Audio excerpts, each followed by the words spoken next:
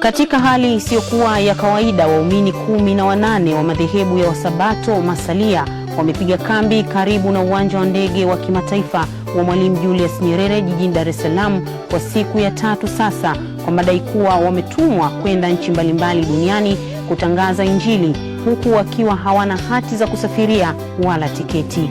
Waumini hao waliojitambulisha kuwa ni kundi la wainjilisti wameiambia TBC kuwa hawajui wanaelekea nchi gani na ni lini watasafiri, kwa kuwa safari yao inategemea maagizo ya Mungu.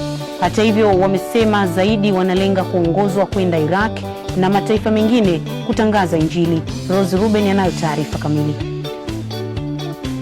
TBC imewakuta wainjilisti hawa wa madhehebu ya Wasabato masalia wakijisomea kitabu kitakatifu cha Biblia na kutafakari neno, huku wakisubiri kwa madai yao maagizo ya Mungu kuhusu agizo kwa watu wake kwenda katika mataifa kuihubiri Injili na kubatiza watu, huku wakiwa na msimamo imara kuwa hati na tiketi za safari yao ni neno katika kitabu kitakatifu cha Biblia.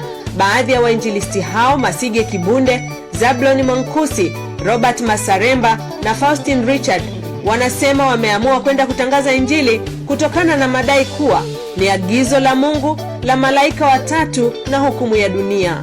Injili lazima iende mataifa yote, kwa sababu ulimwengu tulio nao ni ulimwengu ambao sasa unaenda kufika mwisho kulingana na matukio yanavyoelekea katika ulimwengu mzima. Naona kwa hiyo lazima wawepo watu taifa, yani wawepo watu ambao mbingu zinachagua kwamba jamani, sasa nenda katika ulimwengu. Maana tunasoma katika Mathayo 10:28 fungu la 19 na 20 kwamba Yesu akawaambia, enendeni ulimwenguni mote mkaipeleke Injili. Lakini alimwambia nani?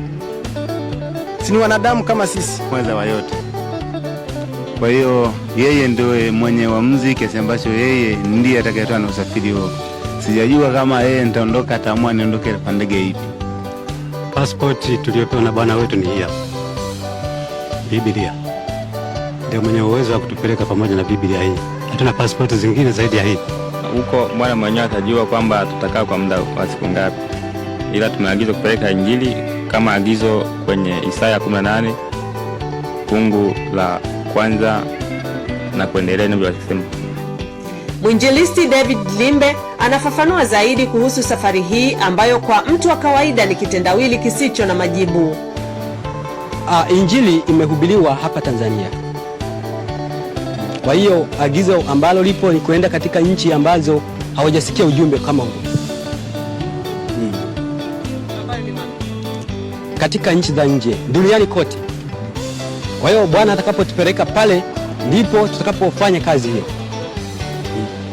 Na hivi sasa mnaishi wapi? Sisi tunasubiri usafiri.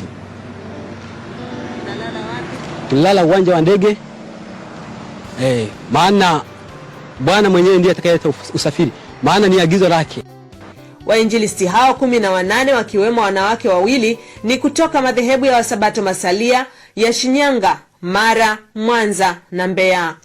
Rose Ruben, TBC1, Dar es Salaam.